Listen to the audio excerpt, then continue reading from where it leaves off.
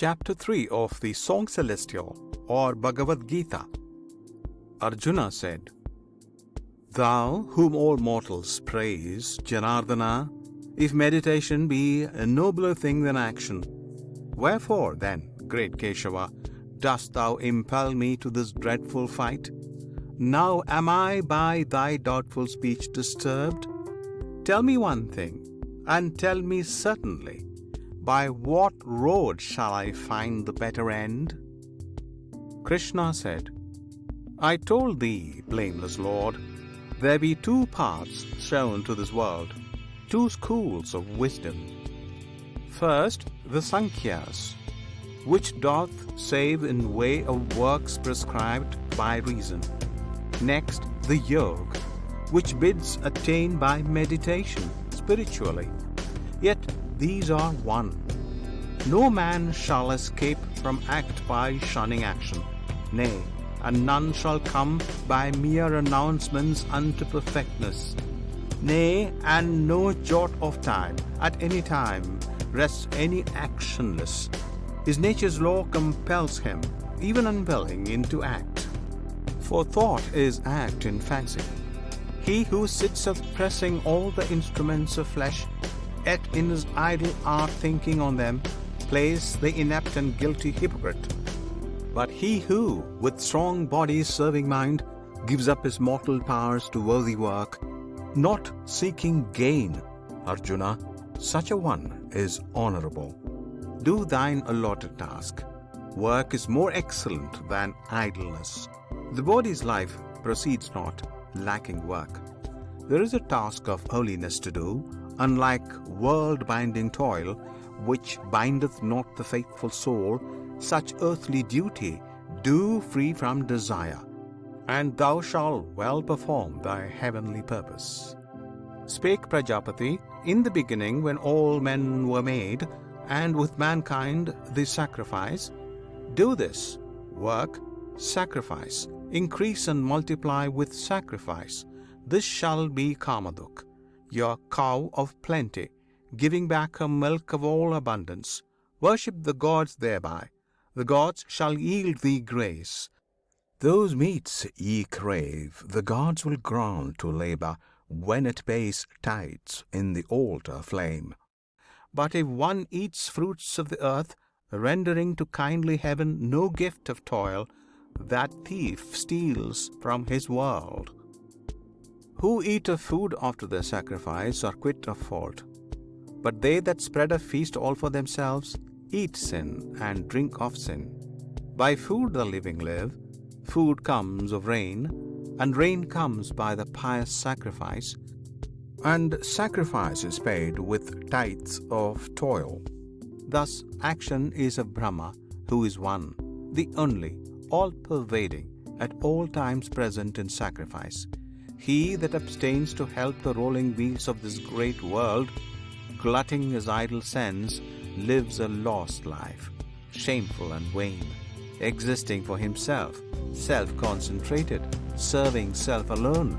No part hath he in aught, nothing achieved, naught wrought or unwrought toucheth him, no hope of help, for all the living things of earth depends from him. Therefore, thy task prescribed, with spirit unattached gladly perform.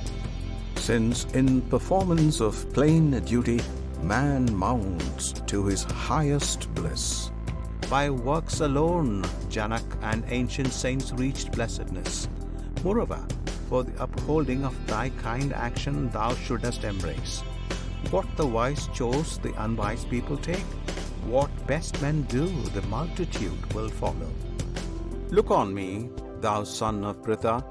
In the three wide worlds I am not bound to any toil. No height awaits to scale, no gift remains to gain. Yet I act here.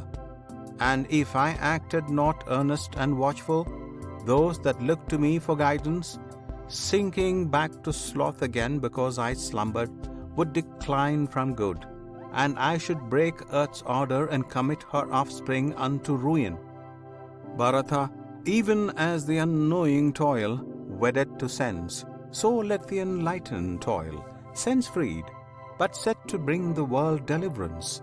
and its bliss, not sowing in those simple, busy heart seed of despair. Yea, let each play his part in all he finds to do. With unyoked soul, all things are everywhere by nature wrought in interaction of the qualities. The fool cheated by self thinks, "This I did, and that I wrought." But thou strong-armed prince, a better lessoned mind, knowing the play of visible things within the world of sense, and how the qualities must qualify, standeth aloof even from his acts. The untaught live mixed with them, knowing not nature's way, of highest aims unwitting, slow and dull. Those make thou not to stumble, having the light, but all thy dues discharging for my sake, with meditation centered inwardly, seeking no profit, satisfied, serene, heedless of issue, fight. They who shall keep my ordinance thus, the wise and willing hearts, have quittance from all issue of their acts. But those who disregard my ordinance, thinking they know not, and fall to loss, confused and foolish, soothe the instructed one doth of his kind, following what fits him most, and lower creatures of their kind, in vain contending against the law. Needs must it be the objects of the sense will stir the sense to like and dislike. Yet the enlightened man yields not to these, knowing them enemies. Finally, this is better, that one do his own task as he may, even though he fail, than take tasks not his own, though they seem good. To die performing duty is no ill, but who seeks other roads shall wander still. Arjuna said, "Yet tell me, teacher, by what force doth man go to his ill, unwilling, as if one pushed him that evil path?" Krishna said, "Karma it is, passion it is, born of the darknesses, which pusheth him, mighty of appetite, sinful and strong is this, man's enemy. As smoke blots the white fire, as clinging rust mars the bright mirror, as the womb surrounds the babe unborn, so is the world of things, foiled, soiled, enclosed in this desire of flesh. The wise fall, caught in it. The unresting foe it is of wisdom, wearing countless forms, fair but deceitful, subtle as a flame. Sense, mind, and reason, these, O Kunti's son, are booty for it. In its play with these it maddens man, beguiling, blinding him. Therefore, thou noblest child of Bharata, govern thy heart, constrain the entangled sense, resist the false, soft sinfulness which saps knowledge and judgment.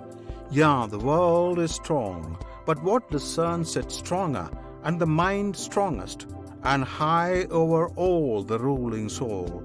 Wherefore, perceiving him who reigns supreme, put forth full force of soul in thy own soul.